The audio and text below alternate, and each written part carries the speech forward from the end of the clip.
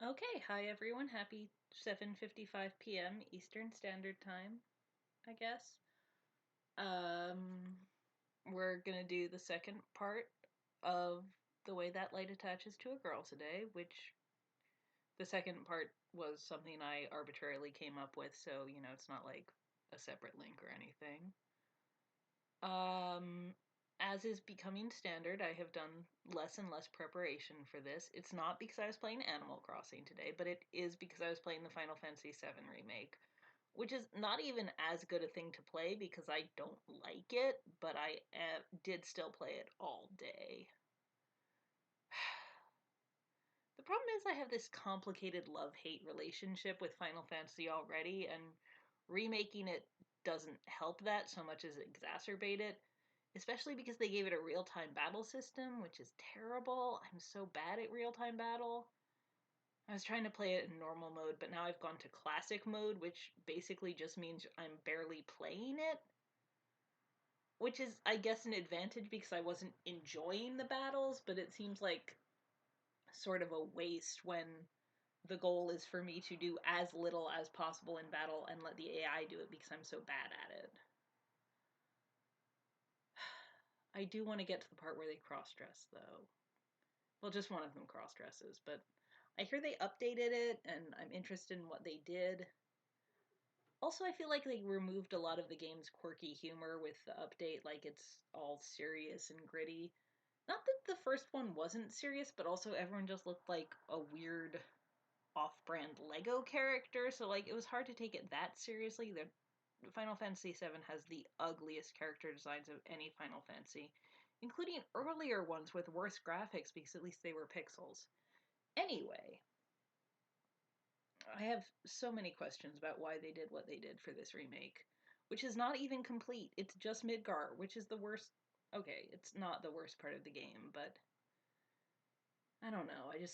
I don't understand. I spend like the whole time I'm in Midgar being like, I can't wait until I'm out of Midgar, and now they've released a game that's just me being in Midgar, and I'm playing it.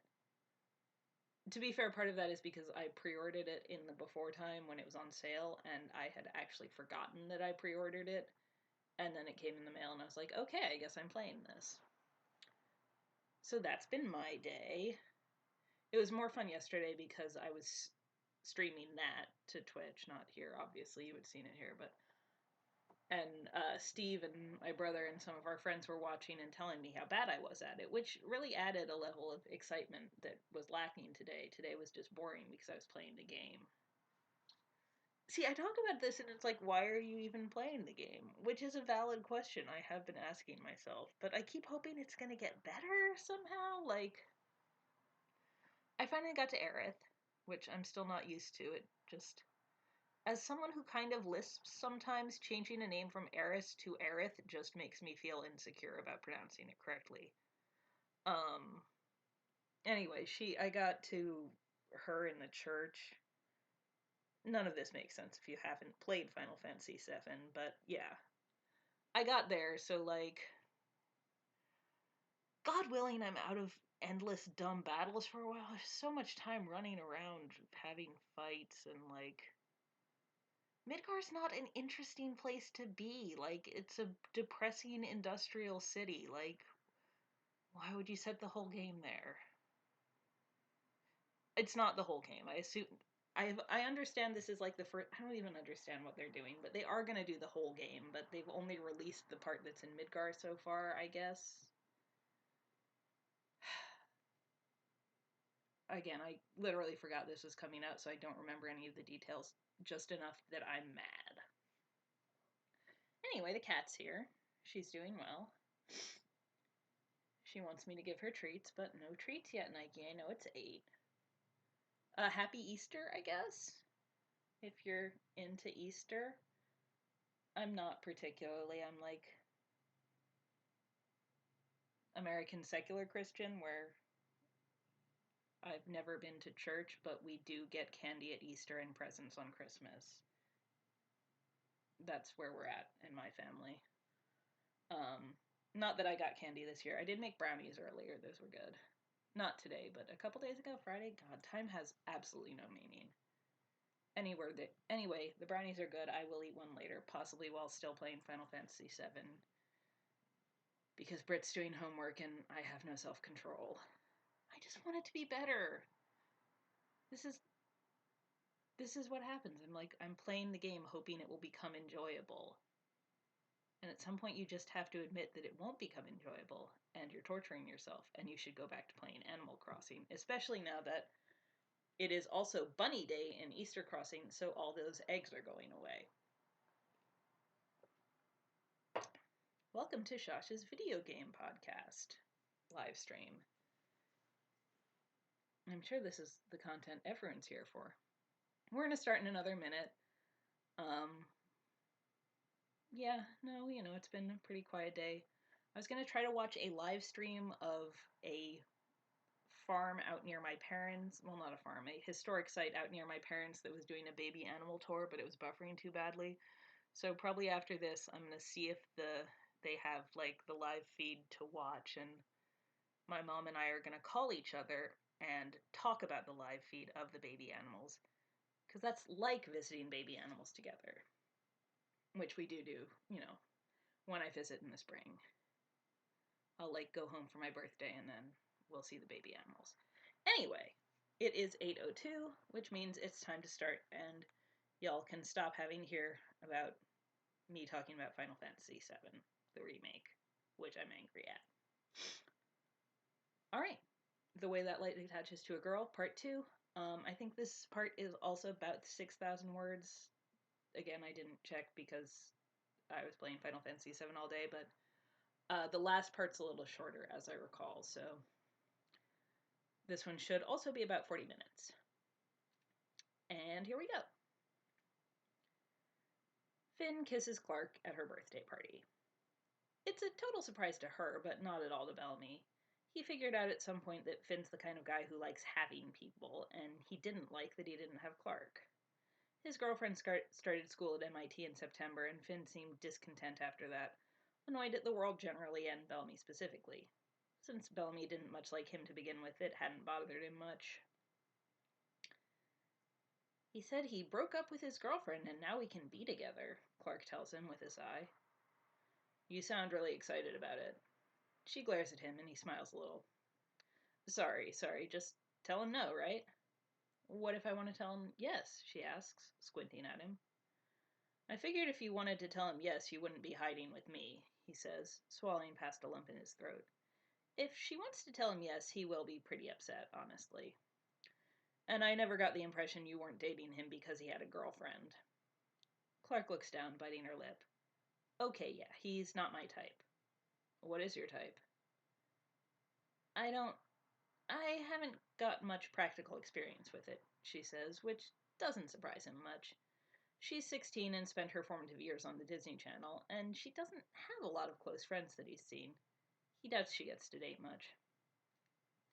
Just first base a couple times, when I got the chance. She looks over at the people dancing, face twisting up a little. It's a big party, but he's pretty sure that's because her mom planned it. He and Octavia had her over for lunch so she could play with Octavia's kittens, and she seemed to have a lot more fun with that than she's having with this. I like people who make me laugh, she says. Who get me and just like hanging out.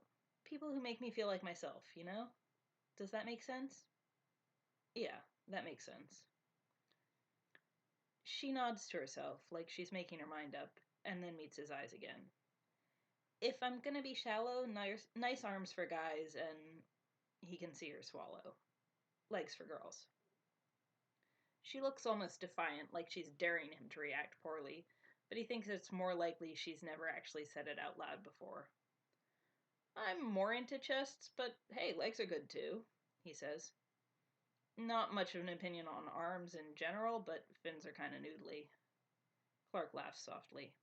Not everyone can be ripped like you, she says, but she sounds less tense, so he wraps his arm around her shoulder, tugging her in. She hugs him back instantly, both arms coming up around his waist, holding on tight. Thanks for telling me, he says. I didn't actually say it. Do you want to? I want to all the time, she says. God, it would be good, you know? I'm not that famous, but a lot of kids look up to me. And some of them are probably struggling with this stuff, and it would matter to them. She buries her face against his chest. But I'd lose my job, I'm pretty sure. Just this one. You could get a new job. Yeah, but not everyone could. There's a cast and crew and you. What about me? She looks down. You might not get a new job. And you need the money. Don't try to tell me you don't. You know how much I'm saving? He asks.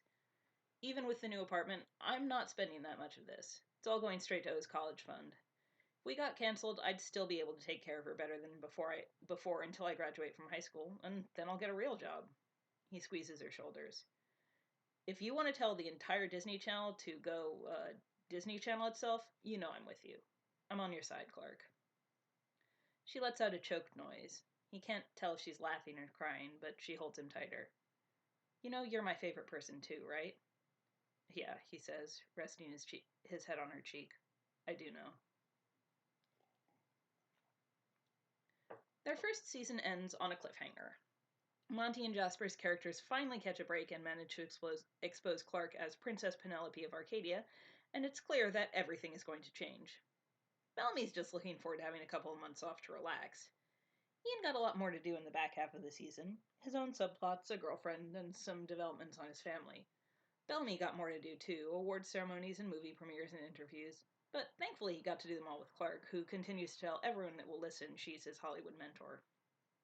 He doesn't deny it either. She's the only reason he even survived the Kids' Choice Awards, honestly. So, really, if there's one thing he's not looking forward to about the summer, it's the lack of Clark. Not that she's gone. She's filming a Groundhog Day inspired DCOM where she has to live the same day over and over until she makes peace with her little sister and also kisses Finn. And it's filming in LA, so she's still around. But he's gonna miss her anyway. And he's possibly a little annoyed Finn gets to film with her more and he doesn't, but really, he's excited about the summer off. He actually got offers to be in movies, which was unbelievable, but he wants to hang out with his sister's cats and play video games, like a normal teenager. You're kind of disgusting, Clark remarks when she visits after her first day of filming, but I appreciate that you're not wearing a shirt. Definitely for your benefit, he says, sitting up so there's room for her on the couch. I wasn't just too lazy to get dressed this morning. You're gonna be so bored in a couple weeks. I feel like you don't know how many video games there are, he says. How's Finn?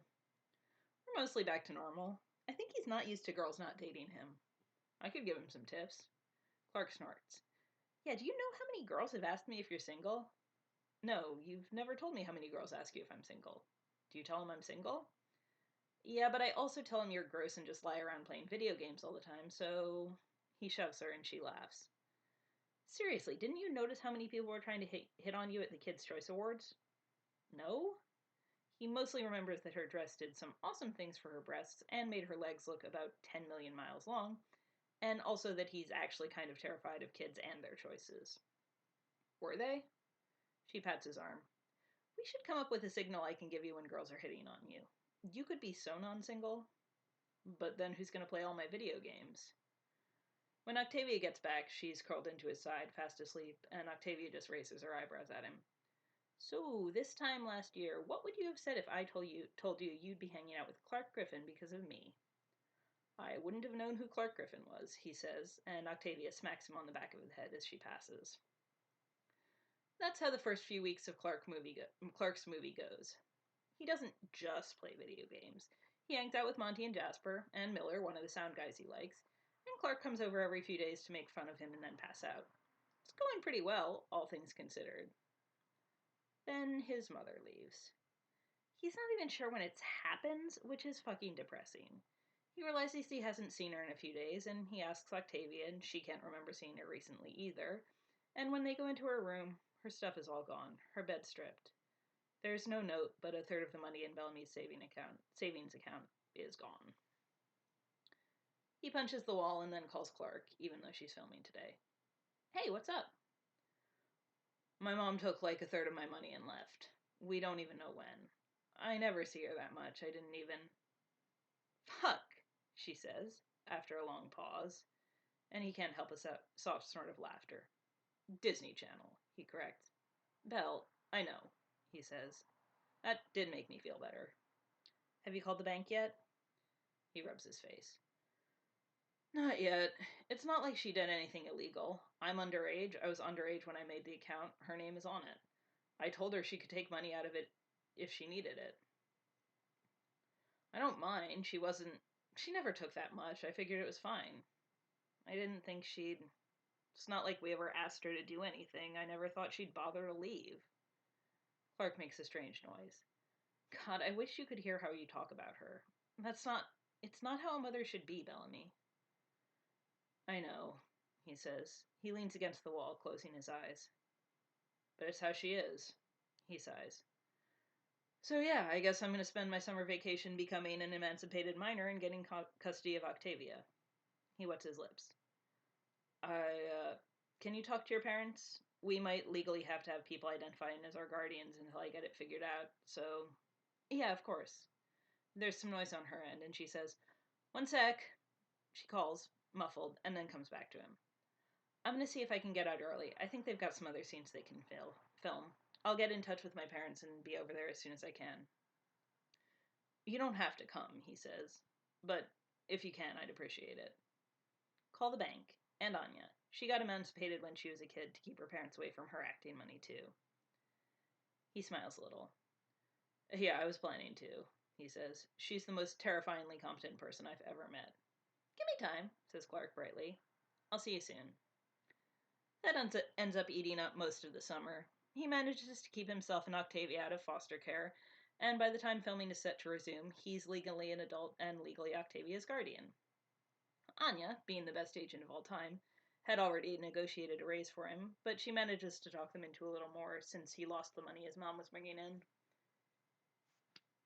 3 days before they go back on set, he and Clark have an interview with some website he's never heard of, and the interviewer somehow knows about the whole thing. "Bellamy, I've been told you recently legally emancipated yourself." He and Clark glance at each other, which is their response to about 90% of reporter questions they go off book. They've gotten the standard questions about what's coming up in the new season, how they spent their summers. Bellamy kind of talked around that one. And if they're currently in relationships. But this was totally out of left field. Yeah, he says, shifting a little in his seat. "I'm financially independent, so it just made sense." "And is it true you're now your younger sister's legal guardian?" Is this something your readers care about?" Clark asks, squinting at her. "Aren't you like tween gossip?" "You've got to stop saying this stuff directly to the reporters," Bellamy says dryly. "You're supposed to be good at this." He smiles at the reporter. "I've been taking care of my sister most of my life, so yeah, it made sense for me to get custody of her when I emancipated myself." He looks at Clark, who raises one shoulder, and he adds, "Our mother took off, so it was that or putting her into foster care, and I didn't want that." "Seriously, this is a weird place to go with this," Clark says mildly. "We went from 'Are you seeing anyone?' to 'Tell me about your legal status.'"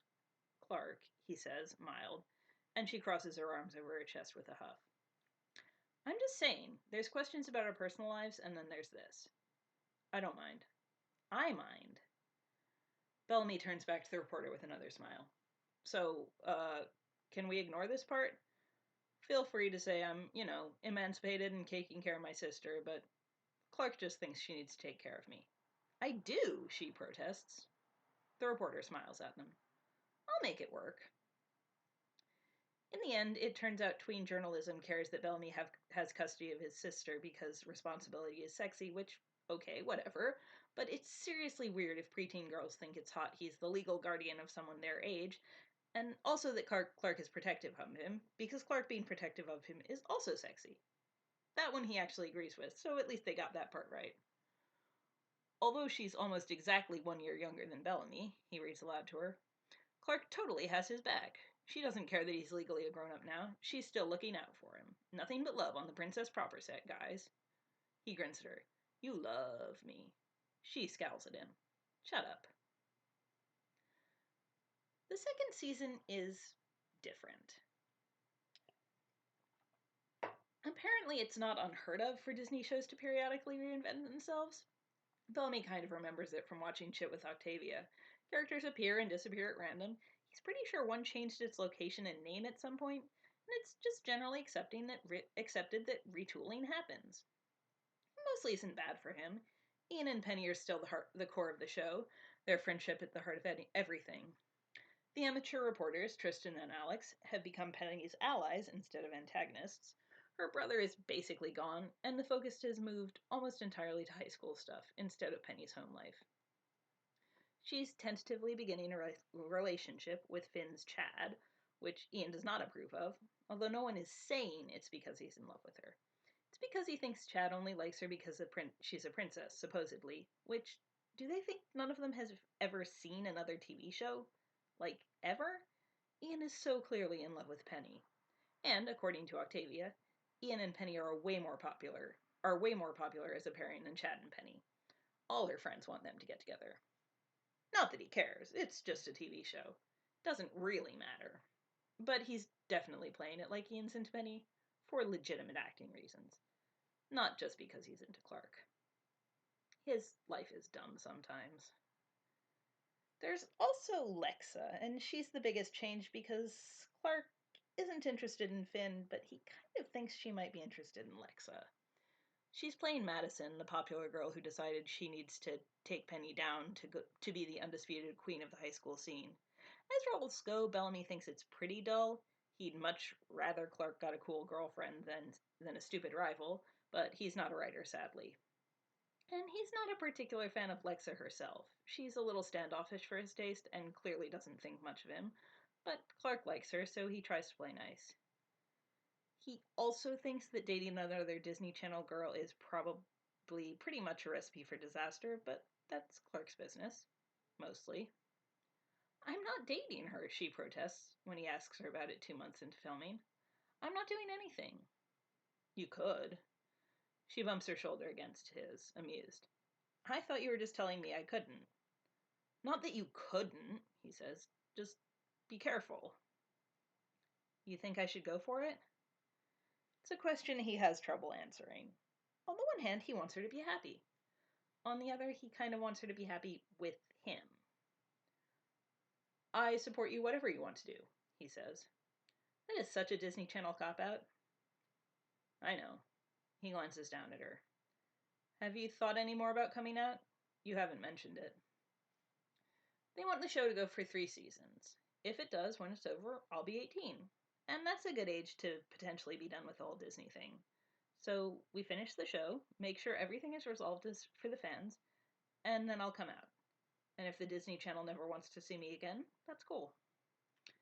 It's nice of you to worry about the fans, but you know my subplot in this episode involves being catfished by an actual cat, right?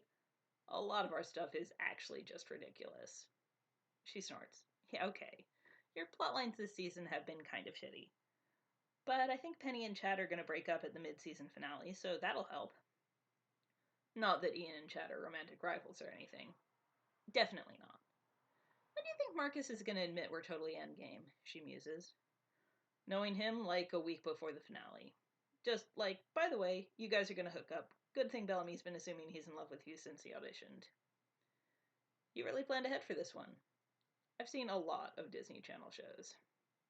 He gives her shoulder a quick squeeze. And for what it's worth, I think coming out once the show is over makes a lot of sense. Or, earlier if you get caught in a compromising position with a girl. As always, your support is appreciated. Anytime. He doesn't forget about the Lexa thing after that, but he puts it on the back burner. He does have some pretty shitty plots this season, but he's getting to work more with Monty and Jasper, and he likes them. And he gets a new recurring girlfriend played by an actress named Roma, who's pretty cool.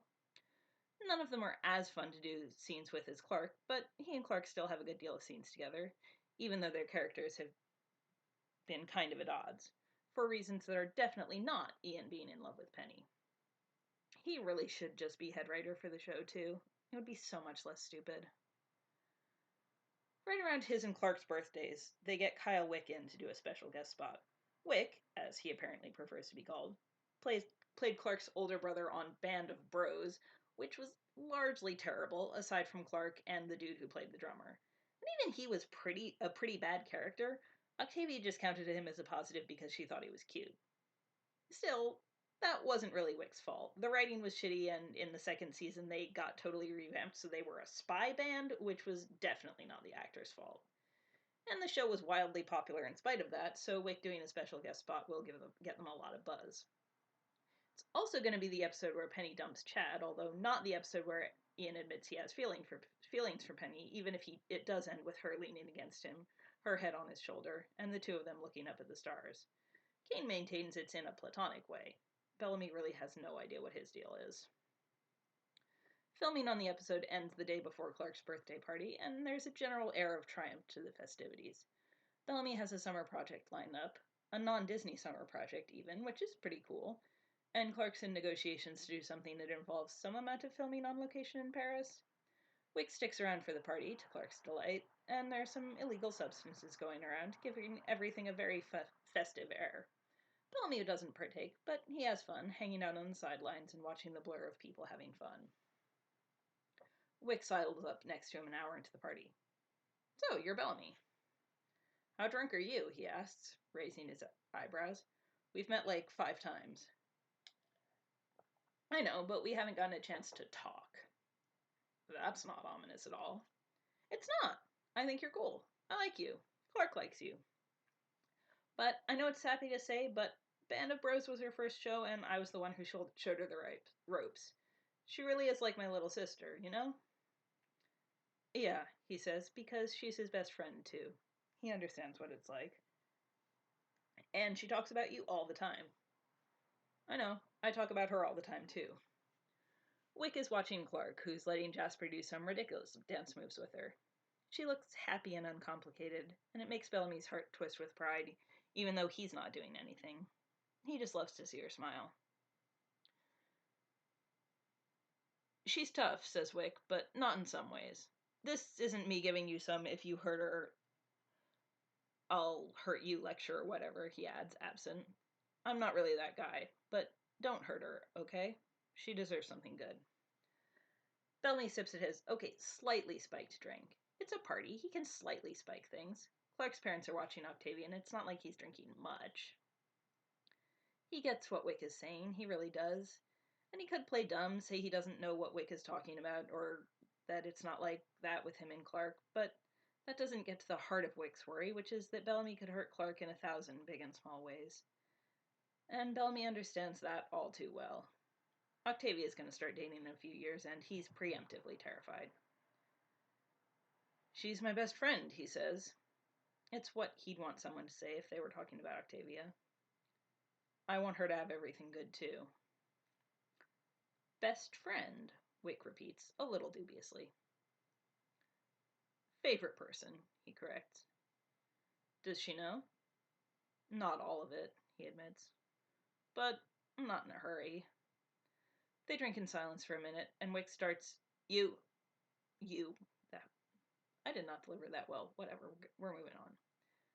When Clark dances over, giving Bellamy's drink to Wick, and takes his hand. "Come on, Belle, it's my birthday. You have to dance." He laughs, tripping over his feet a little as she tugs him. "How drunk are you?" "It's my birthday," she says again, and he snorts. "I was looking for a number of drinks, but I guess that works too." He twirls her. "Having fun?" "So much fun. Do you like Wick?" "I like Wick."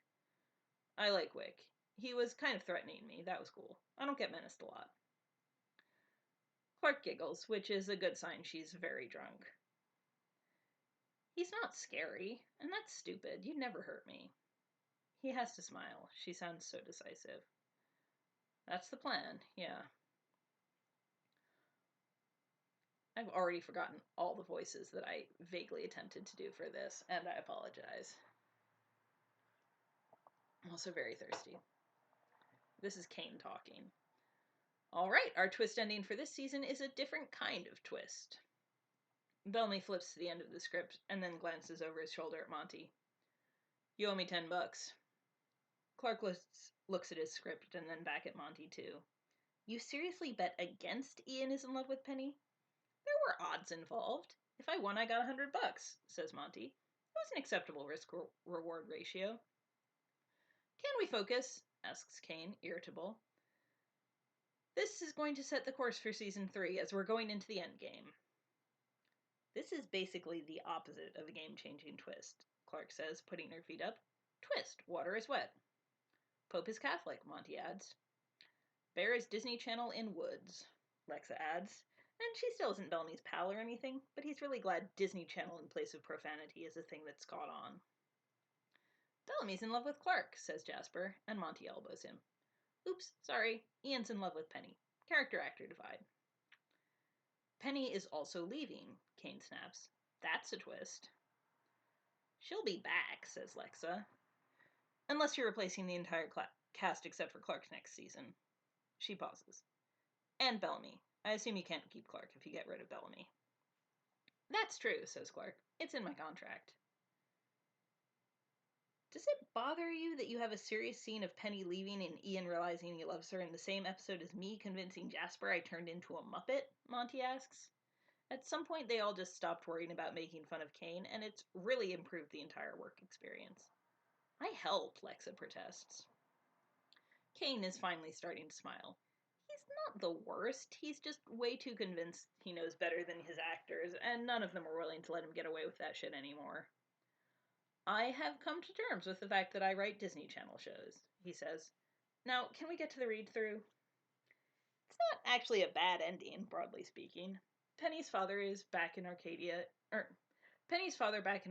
is sick, and she spends the entire episode anxious, worrying that he'll die, that the responsibility of the throne will fall to her.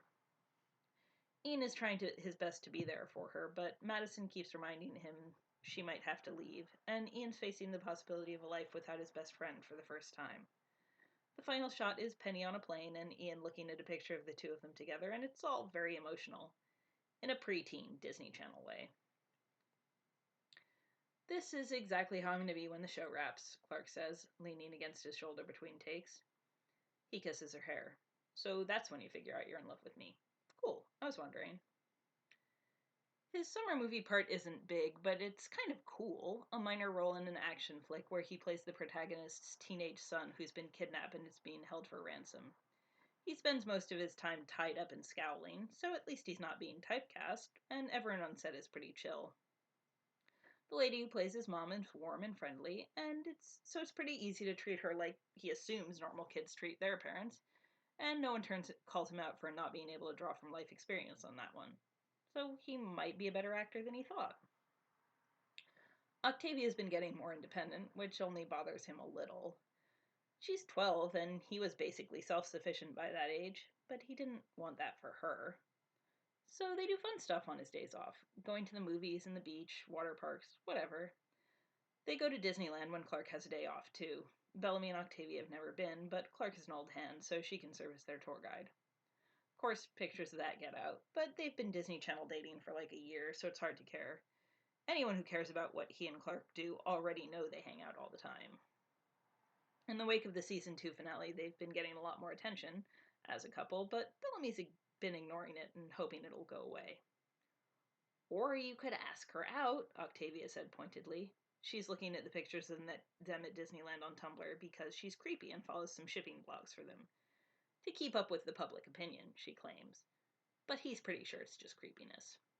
I will, he says. Eventually. And he means it. It's just that his life is so good right now, and it would be better if he was dating her, really dating her, if he got to have her, but he also might not get that if he told her. And then it would be awkward, like her and Finn. After the show ends, he can do it then. She can come out, and he can tell her he's in love with her. Until then, she's still his best friend. They see each other less over this break, since Bellamy's filming too, and Clark's non-Disney movie tires her out more. She still comes by when she can, but she mostly just falls asleep on him immediately. Bellamy buys a new couch that falls out, just so he can sleep on it and give her his bed. And it's nice. He's pretty sure it's not what he's supposed to be doing at 18, but it's a lot better than what he thought he'd be doing, working a shittier job with worse pay, with no one like Clark in his life at all. And that would be a fucking tragedy. Okay, I think that's where I decided to end. Let me just scan ahead a little. Yeah, that was where I decided to end this part, so it was shorter than I thought. That means the last part will probably be a little longer. I don't know. It's always a surprise with... This is the first one I've had to divide up, and it's new and different. Anyway, happy Sunday, happy Easter if you're into that. And I'll be back on Tuesday to read more and rant more about video games. Have a good night, y'all. Stay safe.